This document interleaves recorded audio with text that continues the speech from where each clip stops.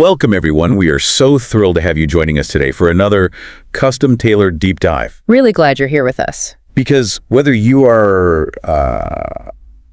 prepping for a high-level literary discussion, or maybe catching up on the foundations of the mystery genre. Or honestly, if you're just insanely curious about how the modern analytical mind was essentially birthed in fiction. Exactly. This dive is absolutely for you. Today, we're setting our sights on a global icon. And I want to be clear, we aren't looking at the pop culture version of this character. Right. No deerstalker hats or exaggerated catchphrases today. Yeah, none of that. We're going straight to the source material to see how the actual blueprint was drawn. We are embarking on a really comprehensive, incredibly detailed exploration of the foundational text that started it all. The complete, unabridged narrative of A Study in Scarlet. And as we journey through this material today, you're going to quickly realize that this is... it's far from a straightforward summary of a crime. Oh, absolutely. It's a psychological study, it's a treatise on logic, and frankly, a deeply tragic epic all rolled into one. Which brings us to the mission for this deep dive. We really want to unpack the actual mechanics of deduction. Yes, and we want to analyze the fascinating and, let's be honest, kind of jarring dual narrative structure of this story. It really is jarring. We're going to explore the complex interplay between cold, clinical logic on one hand and this fiery, passionate vengeance on the other. And our source for this journey is the unabridged text of the story itself. We are drawing straight from the original words. Spanning all the way from the fog-choked, blood-stained rooms of Victorian London, right over to the arid, sun-baked alkali plains of the American West. It's a sweeping narrative. It covers a tremendous amount of geographical and emotional ground. But before we plunge into the streets of London, it is important to note something specific about the text we're examining. Yeah, we definitely need to address this up front. The source material for A Study in Scarlet contains a historically charged depiction of the early Mormon Church and its followers in the American West. And we want to be entirely clear about our approach to that specific section of the deep dive. Precisely. In this discussion, we are strictly exploring the narrative exactly as it is written in the 19th century source material. Right. Our goal is to understand the plot, the character motivations, and the literary mechanics the author employed to create tension. We are impartially reporting on the content provided just to understand its function within the overarching story. We aren't taking any sides or endorsing the text's viewpoints regarding the historical, religious, or political realities of the time. We're here solely to analyze the architecture of a foundational piece of fiction. Exactly. Okay, let's unpack this. I want to set the scene by looking at our entry point into this universe. Because we don't start with a brilliant detective operating at the height of his powers. Not at all. We start with a completely broken man. The year is 1878, and we are introduced to Dr. John H. Watson. He's a man who has just returned to England after surviving absolute horrors in the Second Afghan War. Watson's experience in that conflict is defined entirely by trauma. It really is. He served as a surgeon at the fatal Battle of Maiwand, which was a real and devastating defeat for the British forces. And that's where he was wounded, right? Yeah, he was struck in the shoulder by a Jezail bullet. That's a heavy, brutal projectile used by Afghan fighters. It completely shattered his bone and grazed his subclavian artery. Just a millimeter away from being fatal. Literally. And if it hadn't been for the incredible bravery of his orderly, a man named Murray, who basically threw him across a pack horse and dragged him back to British lines, Watson would have bled out right there on the battlefield. But the trauma doesn't even stop with the physical wound. Because after that, he's sent to a base hospital in Peshawar, just completely worn down. And then things get worse. Right.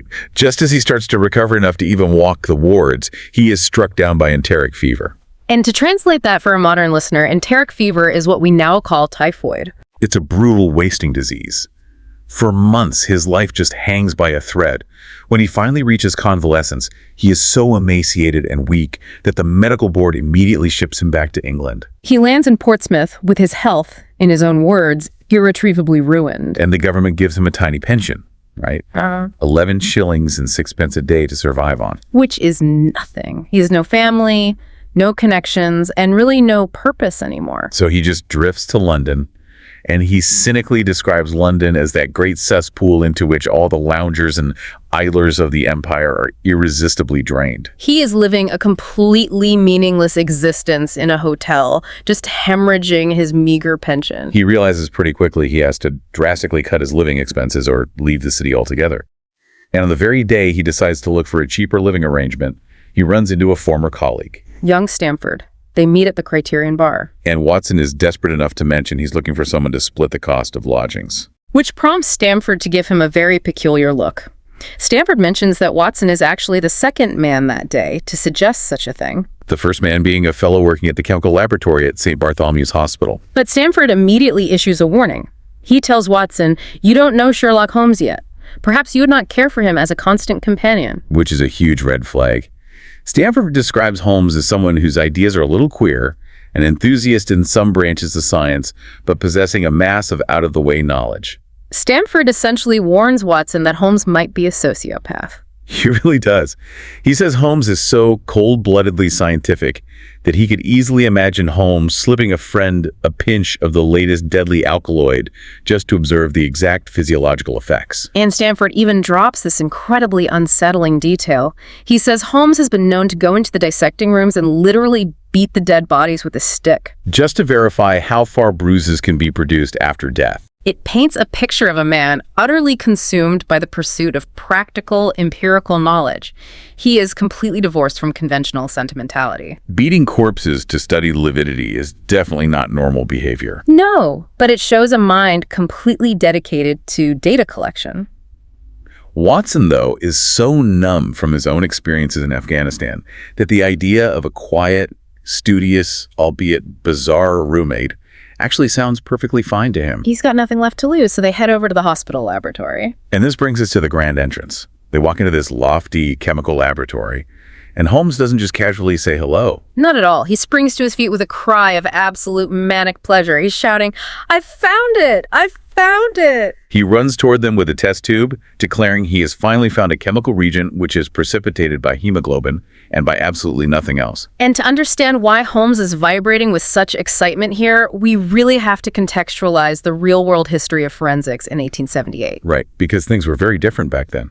At the time, identifying blood at a crime scene was incredibly difficult. The standard method was the guaiacum test. You would use a specific tree resin, and if it turned blue, it supposedly indicated blood. But there's a huge problem with that, wasn't there? A massive problem. The guaiacum test was notoriously prone to false positives. It would turn blue in the presence of rust, potatoes, horseradish, practically anything else. So Holmes recognizes that the existing science is flawed and basically useless for convicting criminals. Exactly. Holmes even points out that microscopic examination is completely valueless if the bloodstains are a few hours old. So he invents a new test. He pricks his own finger, draws a single drop of blood, dilutes it in a liter of water, so making the proportion 1 in a million, and adds his new crystals. Instantly, a brownish dust precipitates to the bottom. He is absolutely ecstatic. But right in the middle of this scientific triumph, he grips Watson's hand and delivers a line that changes everything. He looks at Watson and says, "You have been in Afghanistan, I perceive." And Watson is utterly baffled. I mean, he has never met this man in his life. But Holmes just brushes off the astonishment. He's too eager to focus on his hemoglobin test. They discuss the potential living arrangements at 221B Baker Street, and they basically lay all their bad habits out on the table. Watson admits to keeping a bullpup and being lazy. Holmes admits to smoking strong tobacco, doing weird chemical experiments, and having these dark moods where he doesn't speak for days at a time. And despite all that, they agree to move in together. It's a match made in heaven, or at least in Baker Street. As they settle into 221B, Watson finds himself doing something really interesting. He begins to study Holmes as a subject of almost scientific curiosity. He takes notes on him. He observes Holmes's alternating periods of manic energy and then absolute terrifying lethargy. But what truly breaks Watson's brain is Holmes's specific knowledge base. Because one day, Watson references the writer Thomas Carlyle, and Holmes has absolutely no idea who that is. And then Watson makes an even more staggering discovery. Holmes is completely ignorant of the Copernican theory. The world's greatest analytical mind does not know that the Earth travels around the sun. It's wild! But this is a foundational moment for understanding Holmes. When Watson expresses his shock, Holmes introduces what has become one of the most famous philosophical concepts in detective literature. The brain attic theory. Exactly. Holmes argues that a man's brain is originally like a little empty attic. A fool takes in all the lumber of every sort that he comes across, so the knowledge which might be useful gets crowded out. He says a skillful workman, however, is incredibly careful about what he takes into his brain attic. He will have nothing but the tools which may help him in doing his work. No, I have to push back on this a little because when you really think about it, isn't that approach entirely counterintuitive to being a functional human being? I mean, curating your brain so ruthlessly that you actively try to forget the solar system, it borders on extreme alienation. How does he justify completely ignoring basic reality just because it doesn't solve a murder? He justifies it through pure utilitarian epistemology. Holmes argues that the little room of the brain does not have elastic walls. He believes that for every addition of knowledge, you forget something you knew before. Therefore, useless facts must not elbow out the useful ones. He literally tells Watson, "What the deuce is it to me? You say that we go round the sun. If we went round the moon, it would not make a penny worth of difference to me or to my work." What's fascinating here is how Holmes is essentially warning against information overload decades before the modern era even began. Oh, that's a great point. In the late 19th century, mass media, daily newspapers, and sensationalist magazines were exploding. Holmes recognized that the human mind could easily become cluttered with irrelevant data. It really makes you look at your own habits, doesn't it? I mean, think about your smartphone right now. Oh, definitely. Think about the apps you have installed, the endless scrolling feeds you consume, the random trivia and celebrity gossip that takes up mental real estate. Holmes is basically advocating for the ultimate mental ad blocker. He refuses to download any data that doesn't optimize his specific function. In fact, Watson actually makes a literal checklist of Holmes's limits to try and figure out what profession could possibly require such a bizarre spread of skills. And the list is extraordinary in its contrast. Holmes's knowledge of literature, philosophy, and astronomy is listed as nil. Nil. Just zero. His knowledge of politics is feeble. His knowledge of botany is variable. He knows everything about belladonna, opium, and poisons, but absolutely nothing of practical gardening. However, his knowledge of chemistry is profound, his anatomy is accurate but unsystematic, and his knowledge of sensational literature is immense. He knows every detail of every horror perpetrated in the century.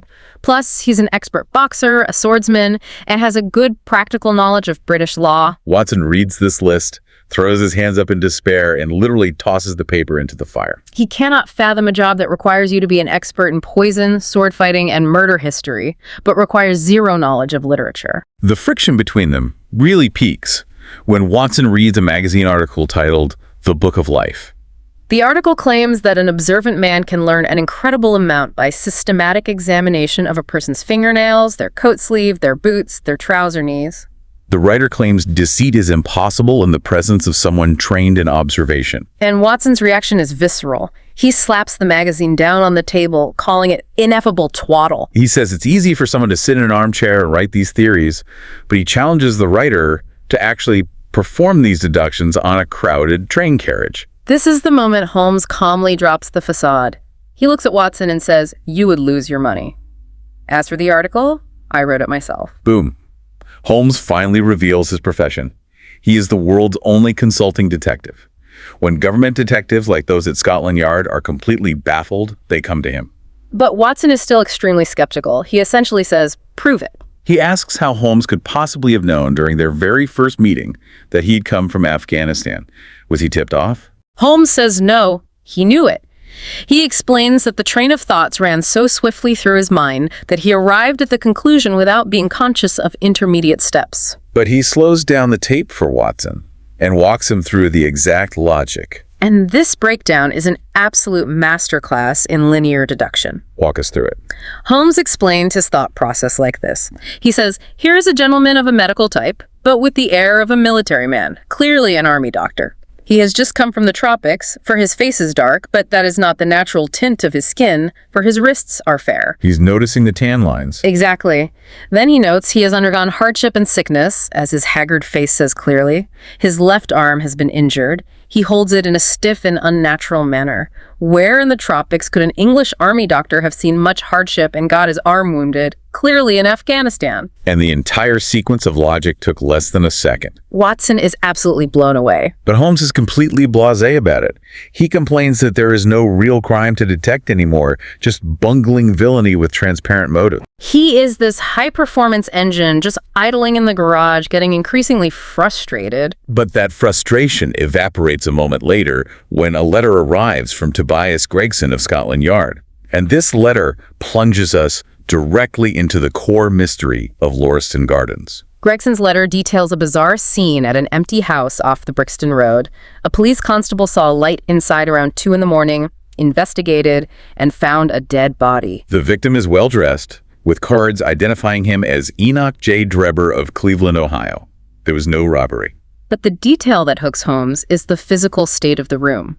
Gregson writes that there are marks of blood all over the room, but there is absolutely no wound upon the dead man's person. Holmes is initially sluggish, complaining that even if he solves it, the official police will steal the credit. But he can't resist the intellectual puzzle. They grab a hansom cab and rush to Brixton. And here is where we see a massive divergence between conventional police work and Holmes's methodology. Because when they arrive at the scene, what would a normal detective do? They'd run straight inside to look at the body. What does Holmes do? He gets out of the cab 100 yards away. This is a crucial detail. Holmes understands that the approach to the crime scene contains as much data as the scene itself. The pathway leading up to the house is a mixture of yellowish clay and gravel, deeply rutted and sloppy from recent rain. A stalwart police constable is standing guard, and the official detectives have already walked all over it. Watson watches as Holmes lounges up and down the pavement, gazing at the ground with a vacant expression. He slowly proceeds down the fringe of grass flanking the path, keeping his eyes riveted on the mud. He stops twice, smiles, and utters an exclamation of satisfaction. He is vacuuming up data that everyone else has already contaminated. Inside, they meet Tobias Gregson and Inspector Lestrade. The official detectives proudly announce they have left the inside room completely untouched. Utterly ignoring the fact that they trampled the primary evidence outside. They walk into the dining room where the body lies. The atmosphere is incredibly grim. Flaring, blotched wallpaper peeling off the walls, a dirty window letting in a dull gray light. And in the center of the floor is Enoch Drebber. The physical description of Drebber is vital here. He is broad-shouldered, dressed in heavy broadcloth, immaculate collar and cuffs. But his posture is horrific. His hands are clenched, his arms thrown abroad, his lower limbs interlocked in a grievous death struggle. His face is frozen in an expression of malignant horror and hatred. Lestrade and Gregson reiterate that there are no wounds on him, yet there are splashes of blood everywhere. Now look at what Holmes does here. He doesn't just stare at the body, he interacts with the environment. He touches the body, sniffs the dead man's lips, glances at the soles of his patent leather boots. And then he just casually says, "You can take him to the mortuary now.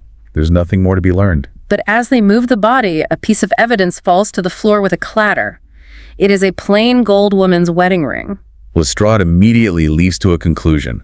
He sees a woman's wedding ring and declares that a woman must have been present, stating that this complicates matters. Holmes quietly notes that it might actually simplify them. The police empty Drebber's pockets, and the list of items is extensive. A gold watch, a heavy gold chain, a Masonic ring, a bulldog pin with ruby eyes, a card case, loose money, and a book with the name Joseph Stangerson on the flyleaf. If you are just summarizing the plot, that list is incredibly boring. But look at what Holmes is doing with that information. The official police see a pile of random trinkets and confirm there was no robbery. Holmes looks at those exact same items and sees a socioeconomic profile. He is essentially inventing modern forensic victimology right here on the page. He is using a person's possessions to reconstruct their habits, their social standing, and ultimately why someone would want them dead. That is a perfect way to frame it. Victimology is the study of the victim to understand the offender. The fact that the gold watch and money were left behind eliminates theft as a motive. The Masonic ring suggests specific affiliations. The presence of Stangerson's book establishes a companion. While Holmes is processing this, Lestrade calls them over to the darkest corner of the room. Lestrade strikes a match to illuminate a patch of bare yellow plaster where the wallpaper is peeled away. Scrawled across the wall in blood-red letters is a single word, RACHE. Lestrade is absolutely triumphant. He is practically gloating. He points to a smear where the blood trickled down, proving the writer wrote it on the wall themselves. and he delivers his grand theory. The writer was attempting to write the female name Rachel, but was disturbed before finishing. Lestrade confidently predicts that a woman named Rachel will be the key to the entire case. This raises an important question. How do conventional thinkers like Lestrade fail, where lateral thinkers like Holmes succeed? Lestrade is a textbook example of confirmation bias. He saw a woman's wedding ring earlier, so now he interprets ambiguous data, the letters RACHE, to fit his pre-existing narrative that a woman is involved. He forces the evidence to fit his theory, rather than building a theory from the evidence. Exactly. It's like how algorithms on social media feed you information that only confirms what you already believe. Lestrade is caught in a 19th century algorithmic loop of his own making. But Holmes shatters that loop. He asks to examine the room. For 20 minutes, he pulls out a tape measure and a magnifying glass. He measures the distance between completely invisible marks on the floor. He sweeps up a tiny pile of gray dust into an envelope. He examines the bloody word on the wall. And when Holmes finishes, he delivers an astonishing psychological and physical profile of the killer to the dumbfounded Scotland Yard detectives. He states that the murderer was a man over 6 feet tall in the prime of life, with small feet for his height, wearing coarse, square-toed boots. He smoked a Trecanopolis cigar. He arrived with the victim a four-wheeled cab drawn by a horse with 3 old shoes and 1 new one on his off foreleg. The murderer likely had a florid face, and the fingernails of his right hand were remarkably long. Lestrade and Gregson think he is completely insane. They ask how Drebber was murdered if there are no wounds. Holmes curtly replies, poison. And as he leaves, he delivers the ultimate mic drop to Lestrade. He says, RCE is the German for revenge, so don't lose your time looking for Miss Rachel. In the cab ride afterward, Holmes explains the mechanics behind his seemingly magical deductions. Right, because we need to bridge the gap between observation and conclusion. Holmes explains that he calculated the killer's height based on the length of his stride in the clay outside and the dust inside. He verified it by measuring the height of the writing on the wall, noting that a man naturally writes at eye level. And the detail about the cigar ash. Holmes gathered the flaky, dark ash on the floor and knew instantly it was from a Trecanopolis cigar because he has literally written a scientific monograph identifying the ash of every known brand of cigar and tobacco. He saw the scratches on the plaster wall around the bloody letters and deduced the writer's fingernails must have been untrimmed. He read the dust on the floor like a textbook, seeing that the victim's patent leather boots stood still while the square-toed boots of the killer paced up and down, taking longer strides as he grew agitated. But Holmes knows he needs a missing piece of the puzzle. So they track down the constable who discovered the body, John Rance. Rance mentions a detail he completely dismissed at the time. When Rance first came out of the empty house and blew his whistle, the street was deserted except for one man leaning against the gate.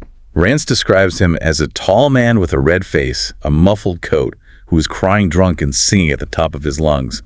Rance and his colleague literally had to prop the man up, assuming he was just a harmless drunk. Holmes is absolutely furious. He throws a coin at Rance and berates him, telling him he just held the killer in his hands and let him go. Holmes realizes the killer returned to the scene because he realized he had dropped the gold wedding ring. Upon seeing the police, the killer brilliantly feigned severe intoxication to completely disarm their suspicion. The killer is adaptable and intelligent. Knowing the killer desperately wants the ring back, Holmes sets a trap. He places an advertisement in the evening papers stating a plain gold wedding ring was found on the Brixton Road, directing the owner to come to 221B Baker Street. He reasons the killer won't fear a trap because the police have no logical reason to connect a lost ring on the street with the murder inside the house. Watson has his revolver ready. There's a knock at the door. But it isn't a tall, florid-faced man. No, it is a frail, wrinkled old woman who hobbles in. She claims the ring belongs to her daughter, Sally. Watson hands over a decoy ring, and the old woman leaves. Holmes instantly grabs his coat and follows her, confident she is an accomplice leading him to the killer. But hours later, Holmes returns, laughing at his own defeat. He explains he followed the old woman, saw her get into a cab, and hitched a ride on the back. When the cab stopped at the destination, the cab was completely empty. The feeble old woman had miraculously jumped out of a moving vehicle without Holmes or the driver noticing. Holmes realizes he was entirely outplayed. The old woman was the young, active killer in a flawless disguise. The adversary they are facing is formidable. Let's pivot for a second, because the next morning, Scotland Yard thinks they have the whole thing wrapped up. Inspector Gregson arrives at Baker Street, practically glowing with pride. He announces he has arrested Arthur Charpentier, a sub-lieutenant in the Navy. Gregson lays out his methodology, and I have to admit, it sounds entirely logical at first glance. It is logical, but it is a perfect example of synthetic reasoning failing due to incomplete data. Gregson tracked Drebber's hat to the maker, found out Drebber was staying at Madame Charpentier's boarding house, and interviewed the family. He learned Drebber was an abusive drunk who made aggressive advances toward the daughter, Alice. On the night of the murder, Drebber was kicked out, but returned later to try and abduct Alice. Arthur Charpentier intervened, beat Drebber with a stick, and chased him down the street. Because Arthur couldn't account for his whereabouts for several hours afterward, Gregson concludes Arthur killed Drebber in a rage and dragged him into the empty house. Gregson is so incredibly smug about it. He builds a narrative that makes sense. An angry brother protecting his sister. It is the most statistically probable scenario. But Gregson stops investigating the moment he finds a narrative that fits his assumptions. He stops looking for contradictory data. And the contradiction arrives immediately when Inspector Lestrade walks into the room looking absolutely devastated. Lestrade stands in the center of the room and shatters Gregson's triumph. He announces that Drebber's secretary, Joseph Stangerson, was found murdered at Halliday's private hotel that very morning. Gregson is so shocked he literally spills his drink. Lestrade explains he tracked Stangerson to the hotel, found blood under the door, and broke it down. Stangerson was dead, stabbed directly through the heart. And the detail that freezes the room is this. Above Stangerson's body, written in blood, is the exact same word from the first crime scene. RCH. The assassin has struck again while Gregson's prime suspect was locked in a jail cell. Lestrade mentions a milk boy saw a tall, reddish-faced man climbing down a ladder from Stangerson's window, perfectly matching Holmes's profile. Lestrade lists the items found in Stangerson's room, noting they found no clues. A telegram, a pipe, a glass of water, and on the windowsill, a small chip ointment box containing a couple of pills. The moment Lestrade mentions the pills, Holmes springs from his chair with a shriek of delight, declaring his case is absolutely complete. The Scotland Yard detectives look at him like he belongs in an asylum. Here's where it gets really interesting. Holmes insists on a demonstration. He asks Watson to bring up the landlady's old, sickly terrier that is about to be put down anyway. Holmes cuts one of the pills in half, dissolves it in water and milk, and places it before the dog. The dog laps it up.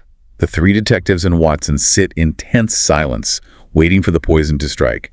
But minute after minute passes, and absolutely nothing happens. The dog is perfectly fine. I want to focus on Holmes's reaction here because it is one of the most revealing moments in the entire text. Holmes doesn't just brush it off, he panics. He is pacing wildly, sweating, gnawing his lip.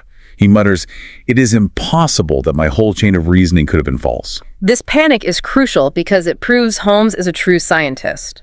When the experiment fails, he doesn't hide the data like Lestrade, and he doesn't double down on a false narrative like Gregson. He allows himself to experience the friction of contradictory evidence. And out of that friction comes the breakthrough.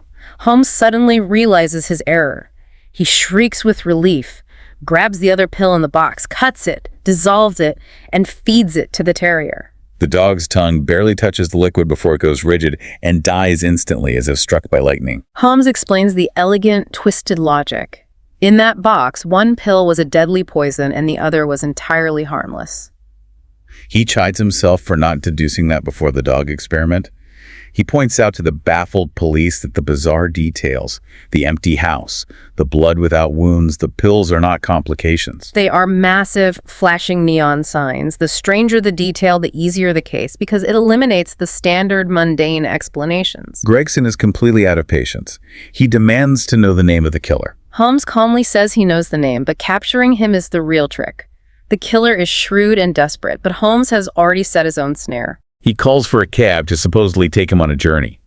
The cab driver walks up the stairs into 221B Baker Street to help with Holmes's luggage. The driver is a sullen, rough-looking man. He bends down to strap the bags. Instantly, Holmes snaps a pair of handcuffs on the man's wrists. Holmes's eyes are flashing as he introduces his captive to the room.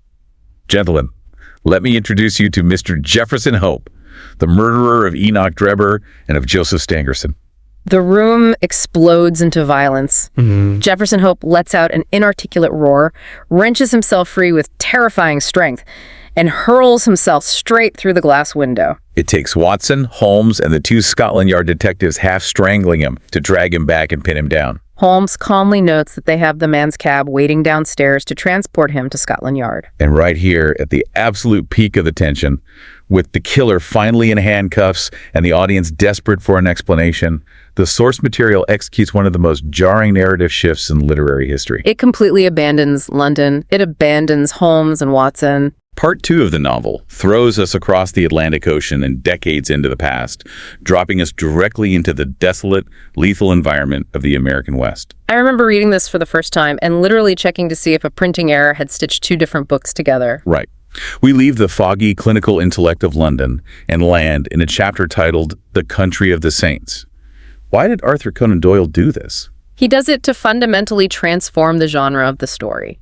If the book just ended with a confession at Scotland Yard, it's merely a clever puzzle. By dedicating the entire second half to the origin of the violence, Doyle transforms a clinical whodunit into an epic human tragedy. He acts as a foil to Holmes. Holmes represents pure, detached logic.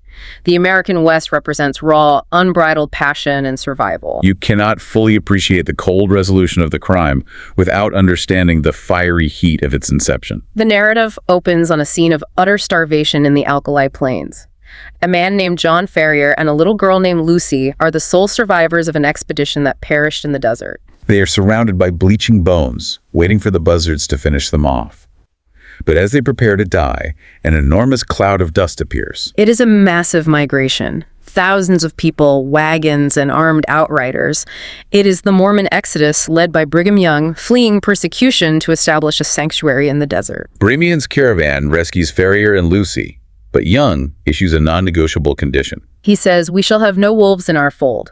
Better far that your bones should bleach in this wilderness than that you should prove to be that little speck of decay which in time corrupts the whole fruit." Ferrier must adopt their faith completely if he wants to survive. Ferrier, facing death, immediately agrees. They settle in the valley, which becomes Salt Lake City. Over the next dozen years, John Ferrier becomes one of the wealthiest farmers in the region. But he harbors a secret, dangerous rebellion. He outward conforms, but he absolutely refuses to adopt the practice of polygamy. He remains entirely devoted to his adopted daughter, Lucy. And the text makes it clear that defying the church's core tenets in this isolated society is a death sentence. An invisible enforcement arm, known as the Avenging Angels or the Danite Band, ensures total obedience. People who resist simply vanish. This creates an atmosphere of institutional panopticon. Ferrier is wealthy but trapped.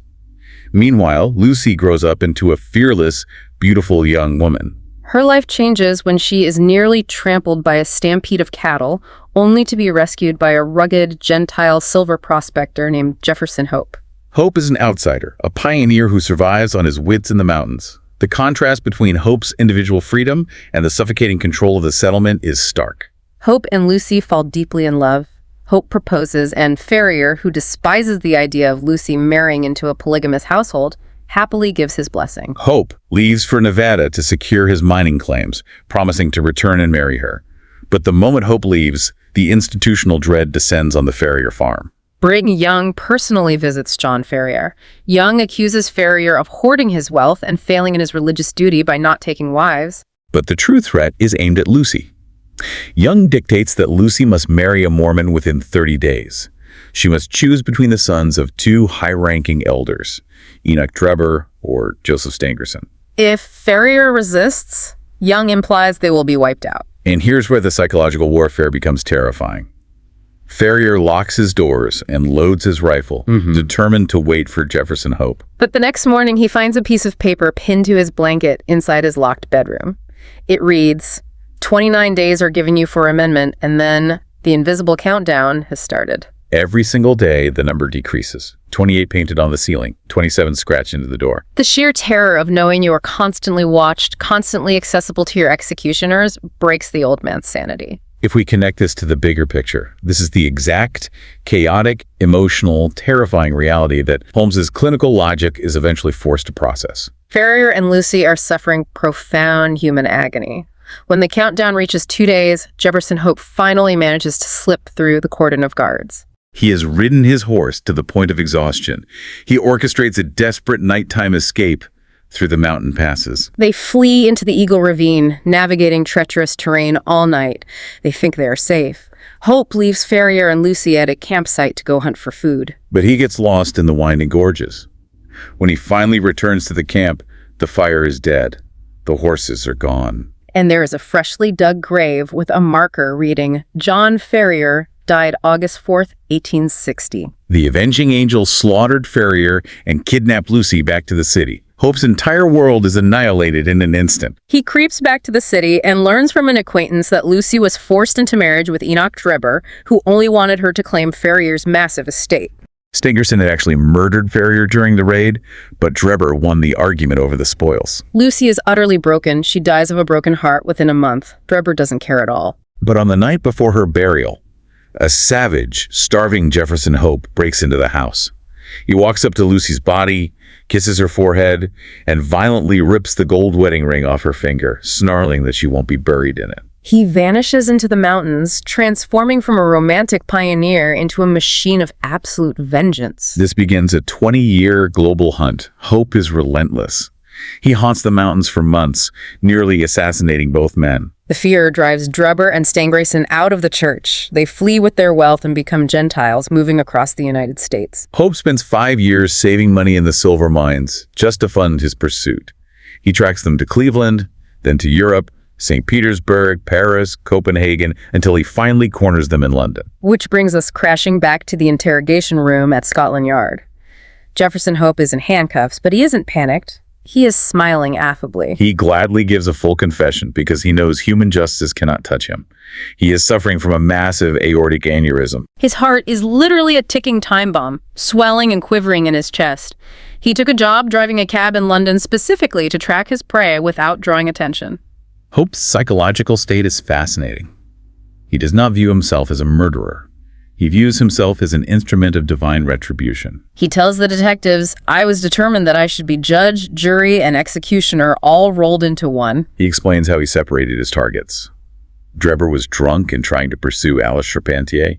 Hope picked Drebber up in his cab and drove him to the empty house at Lauriston Gardens, having procured a duplicate key. Hope's method of execution is a brilliant, twisted mirror of his own philosophy. He doesn't just shoot Drebber, he wants the universe to weigh in. Years prior, he stole a deadly South American arrow poison and synthesized it into pills. One lethal, one harmless. He locks Drebber in the empty room, reveals his true identity, and offers the pills. Hope's exact words are chilling. Let the high God judge between us. Choose and eat. There is death in one and life in the other. I shall take what you leave. He forces a 50-50 game of Russian roulette with the poison. Drebber, paralyzed with terror, chooses a pill. Hope takes the other. Drebber chooses poorly. As the poison shuts down Drebber's organs, Hope thrusts Lucy's gold wedding ring directly into Drebber's failing vision, ensuring the man's final conscious thought is of the woman he destroyed. It's intensely poetic and incredibly violent.